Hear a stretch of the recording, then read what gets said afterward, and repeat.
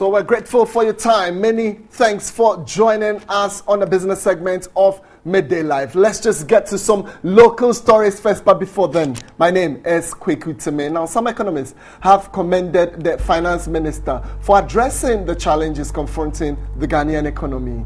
They are, however, asking the government to stick to the IMF program. Tekwe highlighted the economic setbacks, debt management strategy and the medium-term prospect. Samson Akligo of Investcorp believes the minister gave the right diagnostics of the economy, but was quick to add there is still need for radical reforms to meet set target. If you want to really get to a deficit of 7.5%, for example, this year, and you want to front-load that, and within the context of clearly very lower growth rate, electricity supply constraints, high credit, high interest rates. If we want to make it that ambitious, then the radical reform that we need will be more painful. And I have so far not seen, those radical reforms. An economist formerly with the IMF, Dr. Emmanuel Kuma, however, insists it is too early to project growth figures when it currently stands at 3.5%. He rather advised the finance minister to stick to the IMF program and take steps to restore the economy. If we're able to restore financial stability this year, then based on that, we can then begin to see what would be the outline of a growth that is predicated on what? On stable inflation, stable exchange rates, stable conduct of economic actors. We need to be able to stabilize and get Ghanaians' confidence. Then I'll be able to say, based on that, I think that my assumptions are going to pan out. I would not, as an economist, begin to project too far out at this stage. Former economic advisor to government, Ishmael Yamson, asked government to be prudent and pay particular attention to the IMF program. The advice I will give him is that he should stick to that program. I will also say to him that he should be aware that between now and December, when we go to vote, the political pressure on him to do things that are contrary to the program will be enormous. But he should remember that in 2004, in an election year, we produced one of the best performance in our history in an election year. All right, so you got a little tip about the state of the economy. At this point, we'll move on and look at the energy sector of the Ghanaian economy and its implication on businesses in the country. Now, private businesses in the Ashanti region say the power crisis is taking a heavy toll on their operations. A number of the companies have already laid off workers in a bid to mitigate the impact. Crisis, which has shot up the cost of operation, is crippling businesses.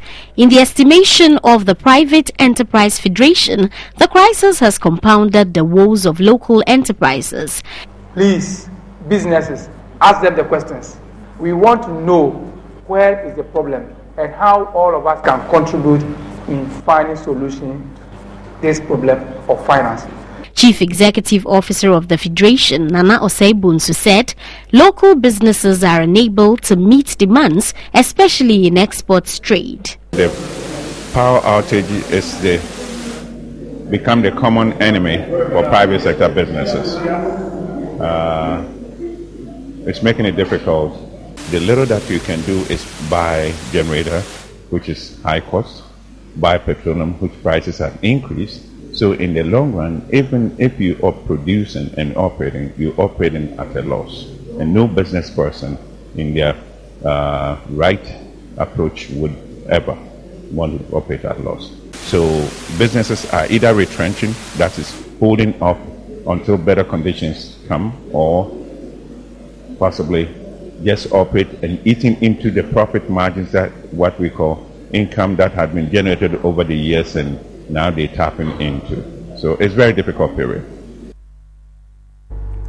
If you just joined us, you're still live on Midday Live, and we're coming to you live from Adesanwe. Let's just quickly now move on to the finance sector. And here, the Ghana Union of Traders Association has expressed support for the listing of ADB Bank on the Ghana Stock Exchange. Well, joining us on the line to deliberate further on this particular issue is the president of the association, George Ofori. Many thanks for joining us, Mr. Ofori. Indeed, we're grateful for your time. Now, you've openly declared support for ADB's listing on the stock exchange. Now, why do you think this is pertinent to support indeed the private sector? Thank you very much, my brother, and good afternoon to our viewers. In the first place, let me say that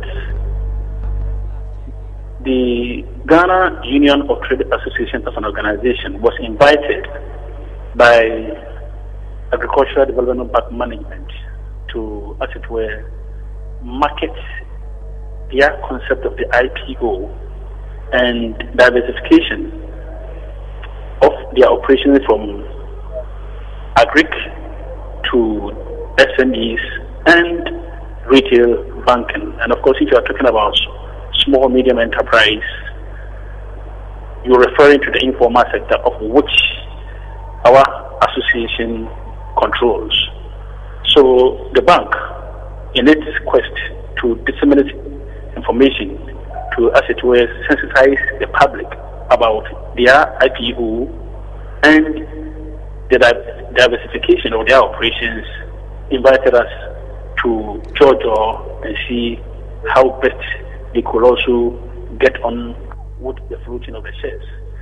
Secondly, let me say that if a company or an institution decides, like ADB, to float shares, it means that they are actually thinking of recapitalization. Maybe their capital is inadequate. So if they want to, float shares to get the necessary capital to recapitalize, I don't think it is wrong at all. And let me say that by recapitalizing their operations or recapitalizing their bank is to say expansion, to expand also. And do not let us forget that they are also in the financial sector. They are also in competition with the other financial institutions. Most of these institutions are foreign financial institutions, are foreign banks.